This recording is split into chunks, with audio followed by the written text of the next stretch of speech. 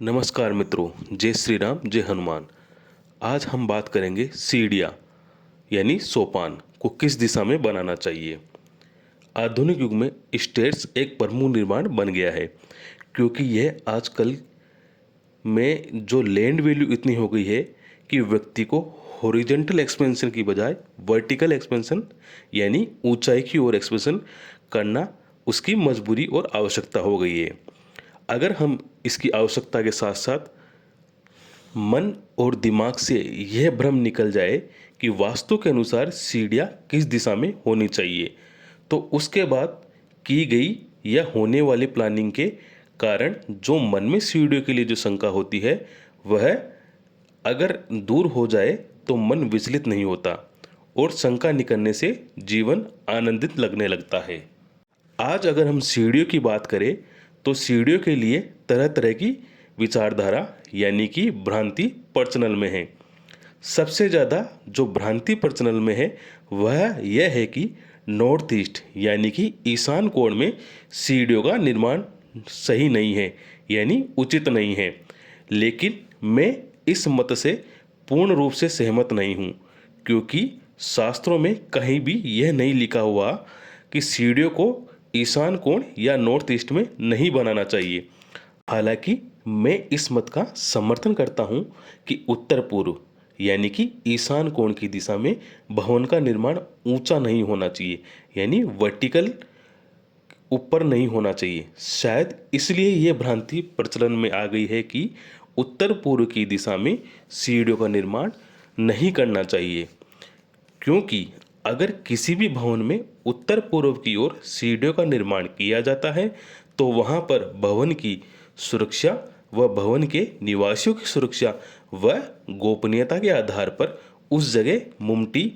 का निर्माण करना पड़ता है, जिससे वह भाग यानी कि उत्तर पूर्व अर्थात ईशान कोण की ऊंचाई अन्य दिशाओं से ऊंची हो जाती है और भवन को वास्तु दोष उत्पन्न हो जाता है। लेकिन ऊंचे निर्माण यानी कि मुमटी के निर्माण से जो उत्तर पूर्व हिस्सा ऊपर हुआ है, उसका मतलब यह नहीं हुआ कि उत्तर पूर्व की ओर सीढ़ियों का निर्माण सही नहीं है। सीढ़ियों का उत्तर पूर्व की ओर अर्थात ईशान कोण की ओर निर्माण तो सही है, लेकिन सीढ़ियों को ढकने के लिए जो आधुनिक युग में मुमटी का निर्माण जो प्राय प्राचीन भवनों में जिनका निर्माण नहीं किया जाता था, वह सही नहीं है, क्योंकि इससे उत्तर पूर्व यानी ईशान कोण का हिस्सा ऊंचा हो जाता है, जो कि वास्तु संगत नहीं है। इसका एक आसान सा निवारण है कि हम साउथ वेस्ट यानी कि नैऋत्य कोण को मुमटी से ऊपर या उसके बराबर एक कमरे का निर्माण कर ले, जिससे उस मुमटी जो नॉर्थ ईस्ट यानी कि ईशान कोण में बनी हुई है, जिससे वास्तु दोष उत्पन्न हुआ है, उसका वास्तु दोष का निवारण हो सके। आगे जैसा कि हमने बताया कि किसी भी शास्त्र में ऐसा नहीं लिखा हुआ है कि नॉर्थ ईस्ट यानी कि ईशान कोण में सीढ़ियों का बनाना वास्तु संगत नहीं है। सीढ़ियों के बारे में वास्तु ग्रंथों में ज़्यादा विवरण नहीं बताया गया है, लेकिन प्रचलित एक वास्तु ग्रंथ मानसर, जो कि प्रसन्न कुमार आचार्य द्वारा संपादित है, उसके अध्याय सोपान लक्षणम के श्लोक क्रमांक 51 यानी श्लोक क्रमांक 51 में बताया गया है कि जिस स्थान पर भी सीढ़ियाँ हो वहाँ कोई बुराई नहीं है, यानी जिस दिशा में भी जिस स्थान पर भी सीढ़ियाँ हो वहाँ कोई बुराई नहीं है। इसी प्रकार श्लोक क्रमांक 48 व 53 यानी 48 व 53 में पूर्व की ओर सीढ़ियों को शुभ बताया गया है, लेकिन इसका यह मतलब नहीं है कि और दिशाओं में सीढ़ियों का स्थान शुभ नहीं रहता,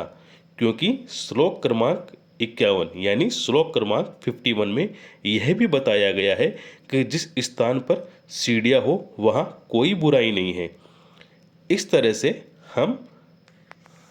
तरह से हम समझ सकते हैं कि सीढ़ियों को किसी भी दिशा में बनाने से किसी भी प्रकार का कोई वास्तु दोष नहीं लगता, यानी कि सीढ़ियों का निर्माण अगर हम किसी भी दिशा में करते हैं तो किसी भी प्रकार का वास्तु दोष भवन में उत्पन्न नहीं होता।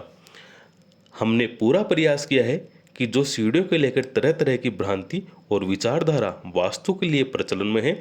उसको वास्तु ग्रंथों के अध्ययन के साथ ही खत्म किया जा सके। मेरे इस मत से कई वास्तुकार